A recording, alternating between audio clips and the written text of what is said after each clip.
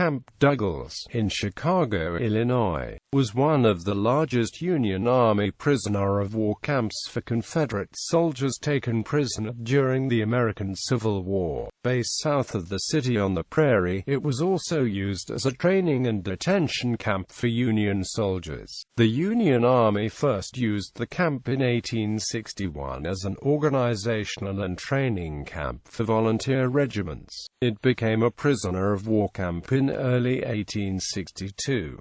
Later in 1862, the Union Army again used Camp Douglas as a training camp. In the fall of 1862, the Union Army used the facility as a detention camp for paroled Confederate prisoners pending the formal exchange for Union prisoners. Camp Douglas became a permanent prisoner-of-war camp from January 1863 to the end of the war in May 1865. In the summer and fall of 1865, the camp served as a mustering-out point for Union Army volunteer regiments. The camp was dismantled and the movable property was sold off late in the year. In the aftermath of the war, Camp Douglas eventually came to be noted for its poor conditions and death rate of between 17 and 23%. Some 4,275 Confederate prisoners were known to be reinterred from the camp cemetery to a mass grave at Oakwood Cemetery after the war. Location and construction.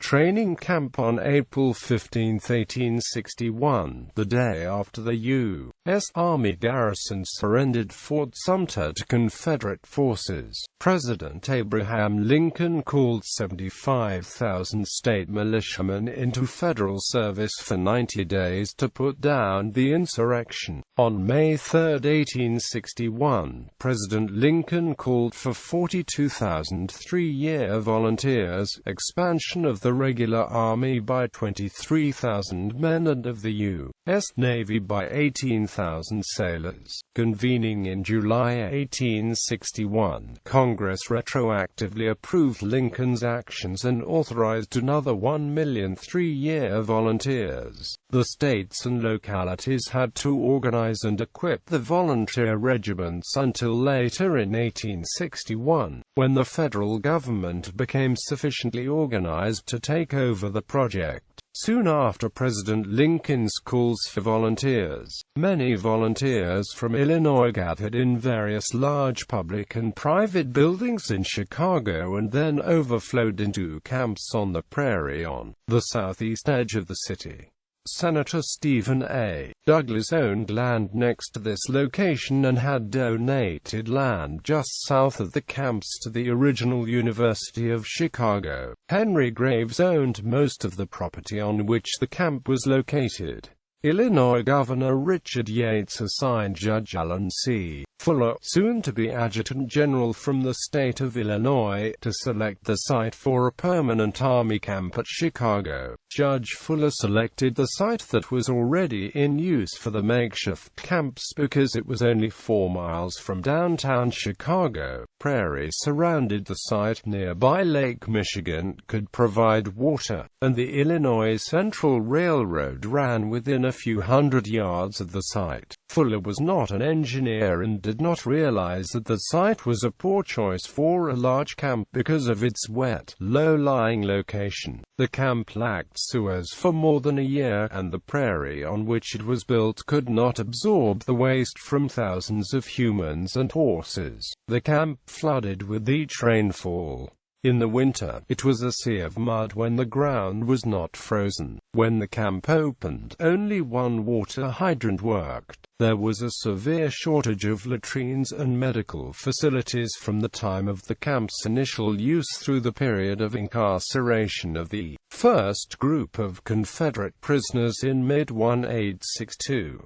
The camp ran west 4 blocks from Cottage Grove Avenue to the present Martin Luther King Drive. Its northern boundary was what is now East 31st Street, and its southern boundary was the current East 33rd Place, which then was named College Place. A gate in the south fence of the camp provided access to the 10-acre property donated by Senator Douglas to the old University of Chicago, which had opened in 1850. 57 at its site on Cottage Grove Avenue and 35th Street. A smallpox hospital, 4 rows of garrison barracks, and an Illinois Central Railroad station were located on the former Douglas property. The boundaries of the camp and the number, use and location of its buildings evolved during the war, but certain main divisions of the camp existed for significant periods of time. Garrison Square contained officers' quarters, post headquarters, a post office and parade ground. White Oak Square housed both Union soldiers and prisoners until late in 1863. White Oak Square included the original camp prison and the building that would become the infamous White Oak Dungeon. Prisoners who were being punished were subject to close confinement in small, dark and dirty conditions in this dungeon. The dungeon was a room 18 square feet, lit by one closely barred window about 18 by 8 inch off the floor, with entry only through a hatch about 20 inch square in the ceiling. The room had a damp floor and an intolerable stench from a sink in the corner of the room. Prison hospitals and a morgue were located just to the south of the camp in an area of 10 acres known as Hospital Square. In 1863, the Army built Prison Square, or Prisoners Square, in the western division of the camp, as well as surgeons' quarters and warehouses. Prison Square, which was located along the south and west sides of Garrison Square, was created by combining parts of other squares with White Oak Square and separating the area from other parts of the camp with a fence. Prison Square eventually contained 64 barracks, which were 24 by 90 feet with 20 feet partitioned off as a kitchen. Designed for about 95 men each, the camp's barracks held an average of 189 men when the prison population was at its highest. Command of Colonel Joseph H. Tucker. Governor Yates put Colonel Joseph H. Tucker, commanding the 60th Regiment, Illinois State Militia, in charge of building the camp. Yates also appointed Tucker as the camp's first commander. State militia troops called the Mechanics Fusiliers, who were apprentice and journeyman carpenters, built the barracks in October and November 1861. These troops mutinied on December 18, 1861 when the state of Illinois tried to press them into service as infantry upon completion of the work on Camp Douglas. The state paid them less than they believed they were promised for the work. Regular troops had to suppress the rioting construction troops and restore order to the camp. After the Mechanics Fusiliers repaired damage that they had caused to a fence, they were allowed to return home. By November 15, 1861, Camp Douglas housed about 4,222 volunteer soldiers from 11 regiments. By February 1862, the recruits suffered 42 deaths by disease. According to George Levy's 1999 History of the Camp, a total of about 40,000 Union Army recruits passed through the camp for outfitting and training before the facility was permanently converted to a prisoner of war camp. A 1960 history by ISNI estimated the number of recruits as 25,000 based on his sources at the time. Colonel Tucker's job as camp commander was not easy. He had to use increasingly hard measures to curb considerable drunk and disorderly conduct by recruits in camp. He also had to supervise the conduct and sometimes take punitive action against them for acts in the city of Chicago, where the soldiers abused pass privileges. Prisoner of war camp, 1862. Commands of Colonel Joseph H. Tucker and Colonel Arno Voss. On February 16, 1862, the Union Army under then Brigadier General Ulysses S. Grant captured Fort Donelson on the Cumberland River and Fort Henry on the Tennessee River near Dover. With these victories, his forces took about 12,000 of 15,000 Confederate prisoners. The Army was unprepared to handle this large group of prisoners and scrambled to find places to house them. Colonel Tucker told General Grant's superior, Major General Henry W. Halleck, that Camp Douglas could accommodate 8,000 to 9,000 prisoners, which was about the same number as the recruits it had been built for. This did not anticipate the differences required of a prison facility. General Halleck's chief of staff at the scene in Tennessee, Brigadier General George W. Cullom, sent many prisoners to St. Louis before he received War Department instructions to direct 7,000 prisoners to Camp Douglas. This relieved pressure in Chicago, as the camp and its staff could not easily handle even the smaller number of prisoners that it received. In the event, the Illinois Central Railroad transported 4,459 of the Fort Donelson prisoners to Camp Douglas from Cairo, Illinois, where they had initially been sent. On February 18, 1862, Colonel Arno Voss took brief temporary command of the camp until Colonel Tucker returned from Springfield, Illinois several days later. Voss had to prepare for arrival on February 20, 1862, of the first prisoners from Fort Donelson, who found a camp but no real prison. For the first few days, they were housed in the White Oak Square section, along with newly trained Union soldiers about to depart for service at the front. The Army sent sick prisoners to the camp, although it had no medical facilities at the time, and they had been advised not to do so. On February 23, 1862, the Union troops vacated the camp, except for a small force left to guard the prisoners. This guard consisted of one regiment of 469 enlisted men and about 40 officers. On February 25, 1862, General Halleck ordered Confederate officers to be transferred to Camp Chase, Ohio. Several hundred men were pulled out, and Camp Douglas became a prison camp only for enlisted men. In little more than a month, by the end of March, over 700 prisoners had died. About 77 escapes were recorded at Camp Douglas by June 1862. Historians have found no record of any escapee harming civilians. Command of Colonel James A. Mulligan. On February 26, 1862, General Halleck ordered Colonel Tucker to report to Springfield. Colonel James A. Mulligan, a Union Army officer from Illinois, was appointed as commander of the POW camp until June 14, 1862. The first group of prisoners was treated reasonably well under the circumstances, despite the inadequacy of the grounds, barracks, and sewer and water systems.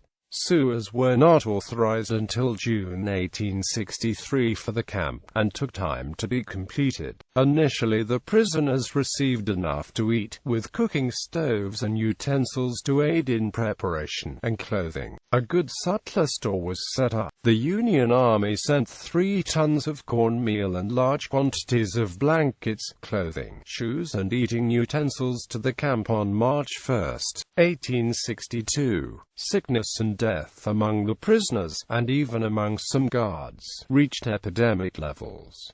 Frozen hydrants led to a water shortage. 1 in 8 of the prisoners from Fort Donelson died of pneumonia or various diseases. After April 12, 1862, Colonel Mulligan finally permitted only physicians and ministers to visit the prisoners to reduce exposure to illness. Colonel Mulligan cooperated with local residents who provided a relief committee for the prisoners when they learned of the camp's poor conditions. Mulligan apparently showed some sympathy for the prisoners because he had been treated with respect by Confederate General Sterling Price when Mulligan's regiment had been captured and paroled at the First Battle of Lexington, Missouri on September 19, 1861. Mulligan was exchanged on October 30, 1861, after the Union Army victory at the Battle of Shiloh and capture of Island No. 10 in the spring of 1862. Camp Douglas housed 8,962 Confederate prisoners. Conditions at the camp deteriorated with the overcrowding and escapes increased. Some escapes were aided by Southern sympathizers in Chicago and others were facilitated by lax administration by Colonel Mulligan and the Guards. Roles of officers at Department of Army. To try to manage the great number of prisoners being captured during the war, the Department of the Army set up the Office of the Commissary General of Prisoners and, starting in June 1862, this position reported directly to the Secretary of War. In August 1862, Lieutenant Colonel William Hoffman, newly released from a Confederate power camp, took over that office and served in it through the war, setting national policy related to treatment of prisoners, prison camps, and conditions for exchanging or releasing prisoners. Based on reports he received, Colonel Hoffman soon realized that Camp Douglas was inadequate for a prison camp. He proposed construction of two-story insulated barracks at the camp, but the Army approved maintenance or construction of only the thin single-story structures, which had been constructed for short-term use by volunteer trainees. In 1862, Colonel Mulligan, Colonel Tucker and Colonel Hoffman all tried to get funds to improve the sewers and to build new barracks, but without immediate success. Quartermaster General Montgomery C. Meigs said construction of a new sewer system would be too extravagant. It was not until June 1863 that he authorized the construction of the sewers, after being pressured by leading members of the U.S. Sanitary Commission. Second command of Colonel Joseph H. Tucker. Although still with the Illinois militia and not in the Federal Army, Colonel Tucker returned to command the camp on June 19, 1862. To deal with local civilian sympathizers who might be aiding escapes, Colonel Tucker declared martial law on July 12, 1862. When 25 prisoners escaped on July 23, 1862, Tucker arrested several citizens whom he believed aided the escapees. In addition, he brought in Chicago police to search the camp. This action caused much lasting animosity from the prisoners because the police confiscated many of the prisoners' valuables. The police also confiscated 5 pistols and many bullets. 20 of the escapees were recaptured within 2 weeks. In the summer of 1862, Henry Whitney Bellows, president of the U.S. Sanitary Commission, wrote the following to Colonel Hoffman after visiting the camp: "Sir, the amount of standing water, unpoliced grounds, of foul sinks, of unventilated and crowded barracks, of general disorder, of soil reeking miasmatic accretions, of rotten bones and emptying of camp kettles, is enough to drive a sanitarian to despair. I hope that no thought will be entertained of mending matters. The absolute abandonment of the spot seems to be the only judicious course. I do not believe that any amount of drainage would purge that soil loaded with accumulated filth, or those barracks fetid with 2 stories of vermin and animal exhalations. Nothing but fire can cleanse them." Hoffman already had requested improvements in the camp, but he kept the report secret because he did not want to take a position contrary to that taken by any superior, such as Quartermaster General Meigs. Not only prisoners suffered. One of Colonel Tucker's sons, who served with him at the camp, became ill and died in the summer of 1862. Conditions at the camp improved that summer as almost all the prisoners left by September 1862.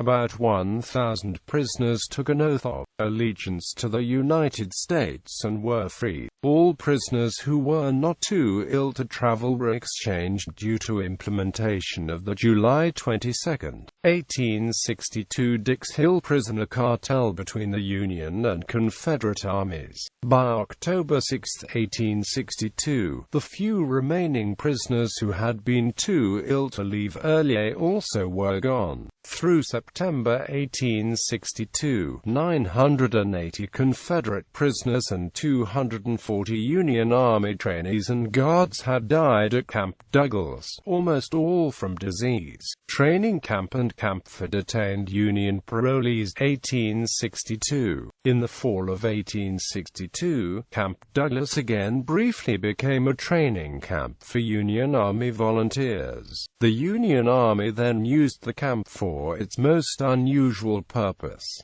Union Army parolees under command of Brigadier General Daniel Tyler, Union soldiers who were paroled after the capture by Confederate Lieutenant General Thomas J. Stonewall Jackson at the Battle of Harper's Ferry, Virginia on September 15, 1862 were sent to Camp Douglas for temporary detention. Under the terms of the prisoner cartel, they had to await formal exchange before they could leave the camp. These 8,000 paroled Union soldiers began to arrive at Camp Douglas on September 28, 1862. Brigadier General Daniel Tyler relieved Colonel Tucker of command of the camp. Under Tyler's command, these Union soldiers had to live under similar conditions to those endured by the Confederate prisoners from Fort Donelson. The conditions were worse because the camp had become filthy and even more run down during its occupancy by the prisoners. The paroled soldiers were fortunate to have only about a 2-month stay. They were able to tolerate the conditions somewhat better than the previous Confederate prisoners could because the Union parolees were more warmly dressed and in better physical condition.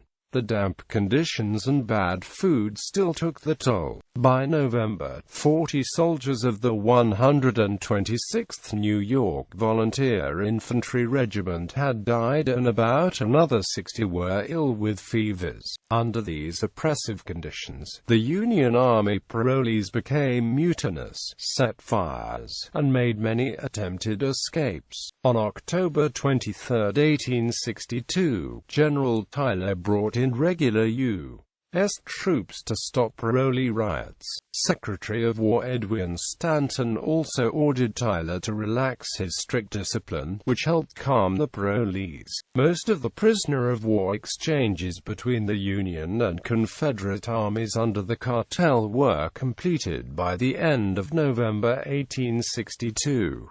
All the parolees left the camp by the end of that month except for Colonel Daniel Cameron and his 65th Illinois Volunteer Infantry Regiment, who were held until April 19, 1863 and put to work as guards. 35 men of this regiment also died of disease at the camp during the confinement.